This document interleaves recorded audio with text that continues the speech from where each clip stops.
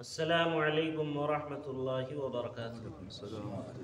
الحمد للہ رب العالمین والصلاة والسلام علی رسولہ الکریم وبعد۔ استعاذہ کے تعلق سے یہ آج کا آخری درس ہوگا۔ انہی میں سے ایک موقع ہے صبح اور شام کے وقت دونوں اوقات میں رسول اللہ صلی اللہ علیہ وسلم نے ایک دعا سکھلایا ہے جس کا ذکر پہلے بھی آ چکا ہے کہ اس دعا کا ذکر آیا ہے کہ جب آپ کسی بھی منزل پر پہنچیں، اور یہی مخصوص دعا انہی الفاظ میں صبح اور شام کے وقت میں بھی احادیث میں موجود ہے۔ وہ ہے اعوذ بکلمات اللہ التامات من شر ما خلق۔ ایک مرتبہ ایک صحابی رسول اللہ صلی اللہ علیہ وسلم کے پاس آئے اور فرمایا کہ مجھے پچھلی رات میں کسی موذی جانور نے ڈنک مار دیا ہے، مثلا بچھو نے یا کسی اور جانور نے۔ تو آپ صلی اللہ علیہ وسلم نے فرمایا اما لو قلت حين امسيت اعوذ بكلمات الله التامات من شر ما خلق لم تضرك ثلاثا، کہ آپ شام کے وقت ہی 3 مرتبہ ان کلمات کو کیوں نہیں پڑھ لیے تھے؟ کہ اگر ان کلمات کو 3 بار پڑھ لیے ہوتے تو تمہیں کوئی بھی چیز نہیں نقصان پہنچاتی۔ اور ایک دوسری روایت میں یہی الفاظ صبح کے وقت بھی موجود ہے کہ صبح کے وقت اگر کوئی شخص انہی الفاظ کو پڑھ لے تو شام تک اس کو کوئی تکلیف، کوئی اس طرح کی پریشانی نہیں ہوگی۔ وہ ذکر ہے جو پہلے بھی آ چکا ہے انہی الفاظ میں اعوذ بکلمات اللہ التامات من شر ما خلق۔ اب آخری بات آج کے درس کی اور استعاذہ کے تعلق سے، جو مذکورہ تمام استعاذہ کے مقابلے میں کافی ہے۔ اس سے آپ مذکورہ جو کلمات اور استعاذہ کے اذکار اور دعائیں موجود ہیں اور بیان کیے گئے ہیں اس کو کمتر مت سمجھیے گا۔ یہ استعاذہ ہر کسی کو یاد ہے، مجھے امید ہے اور یقین ہے کہ آپ میں سے ہر کسی کو یاد ہوگا، اور اس کو روزانہ بعض اوقات میں آپ لوگ پڑھتے بھی ہوں گے۔ اللہ جزائے خیر دے مولانا شفیع رحمانی صاحب کو کہ انہوں نے یہ ذکر پہلے کر چکے ہیں۔ وہ کیا ہے؟ سورۃ الاخلاص، قل اعوذ برب الفلق اور قل اعوذ برب الناس۔ اللہ کے نبی صلی اللہ علیہ وسلم نے ایک مرتبہ ایک صحابی سے فرمایا قل، کہو۔ یہ نہیں بتلایا کہ کیا کہو، بولا کہو، تاکہ سامنے والا آپ کی بات کی طرف زیادہ توجہ دے کہ آخر کون سی بات مجھ سے کہلوانا چاہ رہے ہیں۔ انہوں نے کہا ما اقول، میں کیا کہوں؟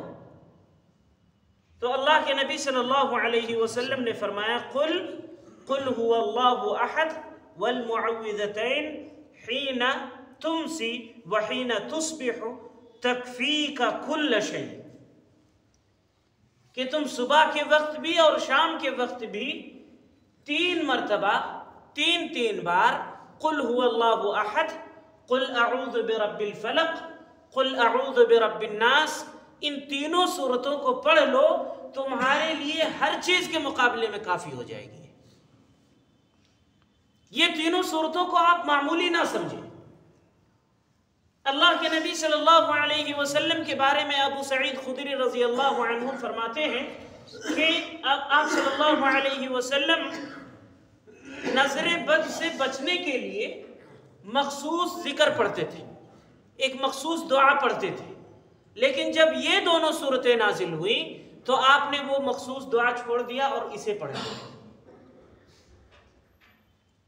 اس کی اہمیت کا اندازہ آپ اس بات سے لگا سکتے ہیں کہ اللہ کے نبی صلی اللہ علیہ وسلم نے 24 گھنٹے کے اندر دن اور رات میں کئی موقعوں پر ان تینوں صورتوں کی پڑھنے کی تعلیم دیا ہے۔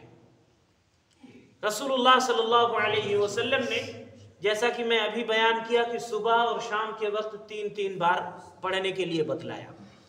فرض نمازوں کے بعد اسے پڑھنے کے لیے بتلایا، صبح کی نماز یعنی فجر نماز اور مغرب نماز کے بعد 3 بار پڑھنے کے لیے بتلایا، سونے سے پہلے 3 بار اسے پڑھنے کے لیے بتلایا۔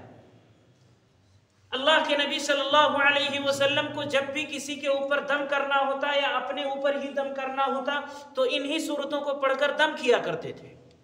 نظر بد سے بچنے کے لیے انہی صورتوں کو پڑھتے تھے، جادو سے، سحر سے، نظر بد سے، شیطانی وسوسوں سے، شیطان کی طرف سے نیند میں خلل آتا ہو۔ کئی لوگ شکایت کرتے ہیں کہ ہمارا بچہ سوتے سوتے اچانک جاگ جاتا ہے، چلانے لگتا ہے۔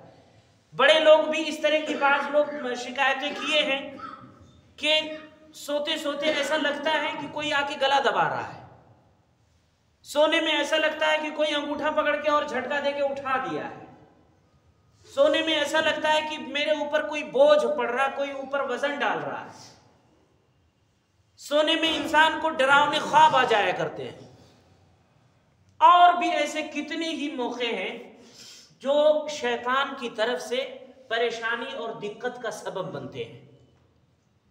ان تمام مواقع میں یہ تینوں صورتیں بہت اہم ہیں۔